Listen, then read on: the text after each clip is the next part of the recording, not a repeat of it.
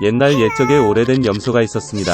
그녀에게는 7명의 자녀가 있었습니다. 어머니 많이 아이들을 사랑할 수 있을 만큼 그녀는 그들을 사랑했습니다. 그녀는 숲으로 가서 점심으로 허브와 가지를 가져오려고 했습니다. 그녀는 모든 아이들을 불러 사악한 늑대를 두려워하라고 경고했습니다. 그는 종종 척하지만 그의 무례한 목소리와 검은 발로 즉시 그를 알아볼 수 있습니다.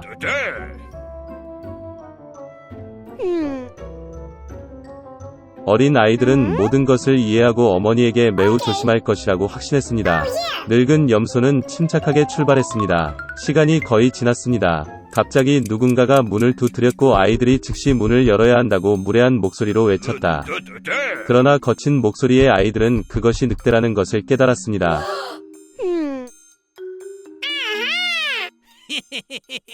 그들은 어머니의 목소리가 아니고 그녀의 목소리는 친절하고 가늘고 이 목소리는 매우 무례해서 늑대라는 뜻이라고 대답했습니다. 그런 다음 늑대는 상인에게 가서 큰 분필을 샀습니다. 그는 그것을 먹었고 그의 목소리는 가늘어졌습니다. 그는 돌아와서 문을 두드렸고 얇은 목소리로 아이들에게 문을 열도록 요청했습니다.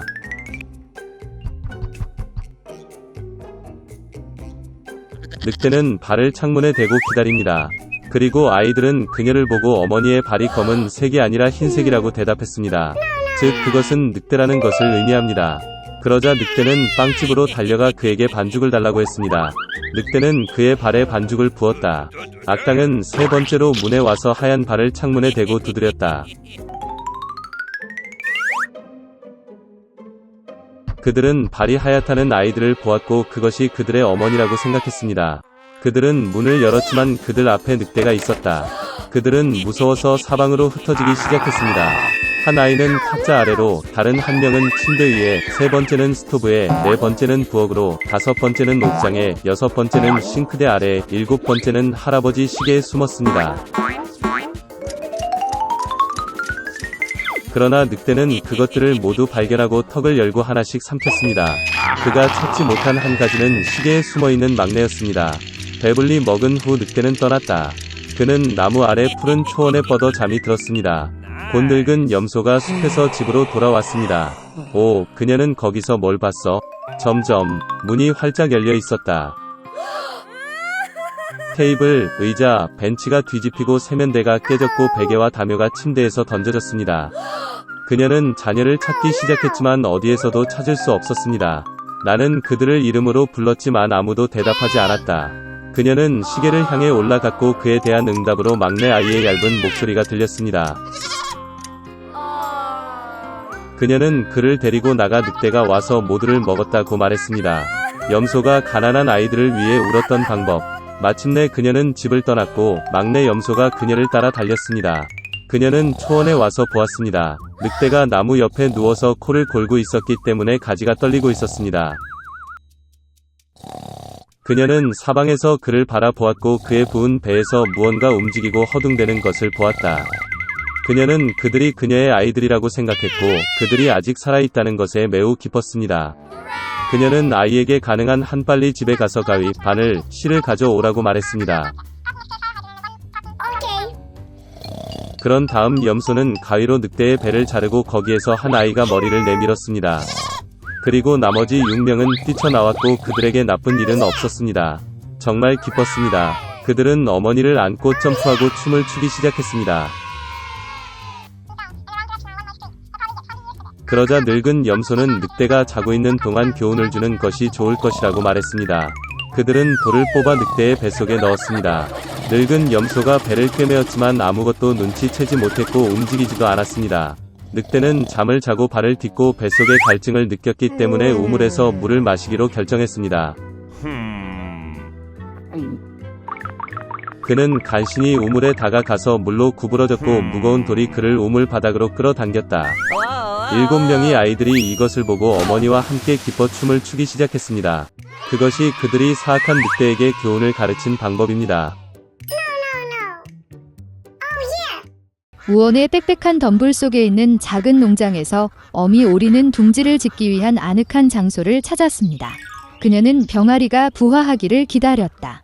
어느 화창한 아침, 달걀 껍질이 딱딱거리고 작은 솜털 오리 새끼가 태어났습니다. 깨지고 싶지 않은 가장 큰 달걀이 하나만 남았습니다. 오리는 자신에게 문제가 있다고 걱정하기 시작했습니다. 그녀는 다시 달걀 위에 앉았고 조금 더 기다리기로 결정했습니다. 오리 엄마는 그녀가 할 수 있는 모든 열을 주었습니다. 그녀는 오랫동안 그를 부화시키기 때문에 이 병아리가 가장 아름답다고 생각했습니다. 곧 병아리가 마지막 알에서 부화했지만 나머지 새끼 오리처럼 보이지 않았습니다. 훨씬 더 크고 깃털이 회색이었습니다. 오리 엄마는 그런 못생긴 아들을 보고 화가 났습니다. 그러나 그녀는 그가 언젠가는 그의 동료처럼 되기를 바랐다. 나머지 새끼 오리들은 그를 비웃었다. 그들은 그를 역겹다고 생각했고 그와 함께 놀고 싶지 않았습니다. 다음 날 아침 어미 오리는 아이들과 함께 호수로 갔습니다. 놀랍게도 못생긴 오리는 다른 사람들과 마찬가지로 수영했습니다.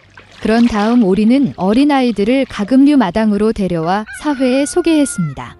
그녀는 오리 새끼들에게 지역 주민들과의 행동 규칙에 대해 말했습니다. 오리는 가장 고귀한 뚱뚱한 드레이크에게 그 무리를 선물했지만 그는 못생긴 오리를 공격했고 그녀는 실패한 병아리를 보호해야 했습니다. 페트 드레이크는 마당에서 괴물을 몰아내라고 명령했습니다. 어머니는 그가 자라서 다른 새끼 오리처럼 될 것이라고 확신했습니다. 괴롭힘과 굴욕을 견딜 수 없었던 못생긴 새끼 오리는 가금류 마당을 떠났습니다. 더 안전한 곳을 찾기 위해 그는 아무도 없는 아름다운 호수를 발견했습니다. 그리고 새끼 오리는 여기에 살기로 결정했습니다. 시간이 지났습니다. 외로움에도 불구하고 못생긴 오리 새끼는 아무도 자신을 화나게 하지 않아서 기뻤습니다. 그러던 어느 날 긴 목을 가진 아름다운 하얀 새가 그의 호수로 날아갔습니다. 못생긴 새끼 오리는 그것이 어떤 종류의 새인지 몰랐지만 그는 감탄하면서 그것을 보았다. 그는 온 마음을 다해 그녀를 사랑했습니다.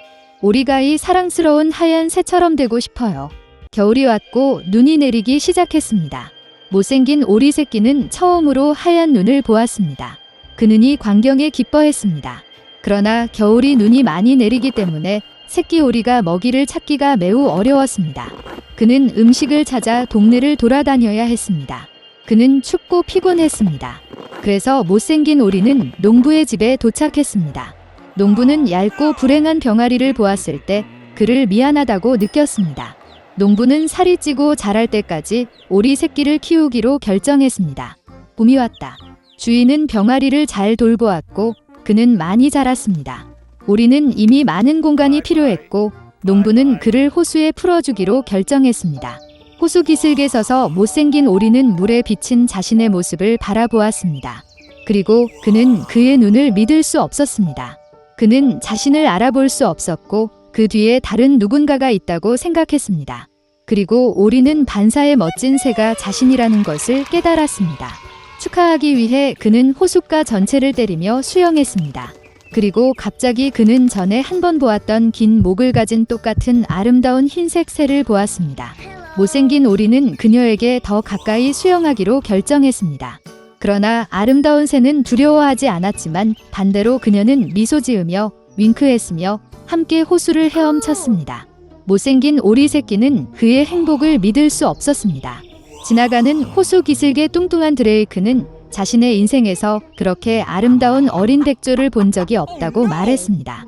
그가 한때 가금류 마당에서 몰아온 못생긴 새끼 오리가 아름다운 백조라는 사실을 알았을 때 그의 놀랐던 것은 추악한 오리 새끼는 처음부터 백조였습니다. 알이 우연히 오리 둥지에 떨어졌습니다. 그리고 아름다운 어린 백조가 집으로 돌아왔을 때 가금류 농장의 모든 사람들은 한때 그의 외모 때문에 그를 화나게 한 것을 매우 부끄러워했습니다.